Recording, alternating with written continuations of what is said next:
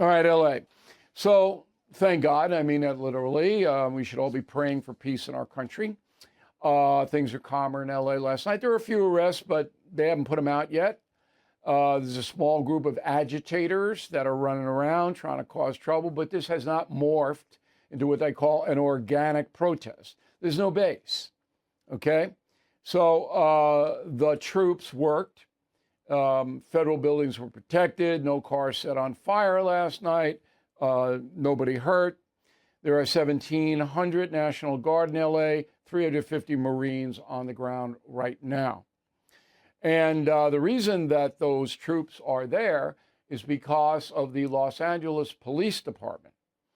Their chief, Jim McDonnell, said this on Sunday. Go. Tonight we had individuals out there shooting commercial-grade fireworks at our officers. That can kill you. And we have adapted our tactics to be able to have a chance to be able to take these people into custody and to be able to hold them accountable. We are overwhelmed as far as the number of people out there engaged in this type of activity and the type of things that they're doing. They'll take backpacks, and the backpack will have a cinder block in it. They have a hammer, and they'll break up the cinder block and use that, pass it around to throw at officers, to throw at cars, and throw at other people. So Chief McDonnell says the local police in Los Angeles are overwhelmed. So what would you do? What would you do if you're president? So Trump has no confidence that Governor Newsom and Mayor Karen Bass will do anything.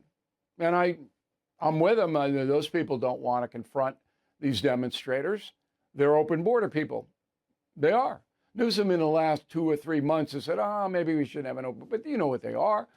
There's never going to be any responsibility taken by the local California authorities. They're the most liberal state, not only in the union, but in the history of the country. There's never been a state more liberal than California, ever. Okay. So Trump says, look, it's a good issue for me, as we went over yesterday. My MAGA base wants a tough guy approach. I'm a tough guy. I'm sending in the troops. But it worked. Okay, so therefore, Bass and Newsom look stupid. They're embarrassed. Now, they're not really embarrassed because they're beyond that, but American people are watching this pretty closely. So Trump wins. Now, here's something interesting. State of California is going to sue the Trump administration. They're going to lose. And that's millions and millions of more taxpayer dollars out of California wasted. And the reason they're going to lose is the Insurrection Act of 1807. So if you read Confronting the Presidents, you know that Thomas Jefferson was faced with a couple of problems in 1807. Number one, the Spanish were coming into Louisiana and trying to establish themselves there.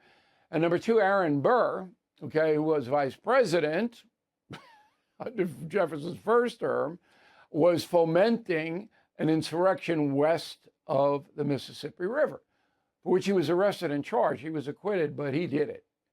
So Jefferson had Congress make up the Insurrection Act of 1807, which allows all presidents to bring in federal troops to quell these kinds of disturbances. Okay. Now, we have learned that in Washington, this is the center of propaganda in the United States, the Democratic machine has pumped out talking points about the riots, okay? And the main talking point is that President Trump, quote, manufactured the crisis. This is coming out of Washington, K Street. Roll the tape. We are here to support local law enforcement, the sheriff's office, LAPD, but they didn't need that support. He made this up. This is a manufactured crisis. This is a manufactured crisis created by Donald Trump. This is classic, Trump playbook. Manufactures a crisis. Again, this is a situation where I think the president and the administration are trying to manufacture a crisis to justify the continued militarization of our streets. All right, so they all got the memo, and I mean the memo. It's sent out, it's faxed out, all right, every morning. And then they're just parrots.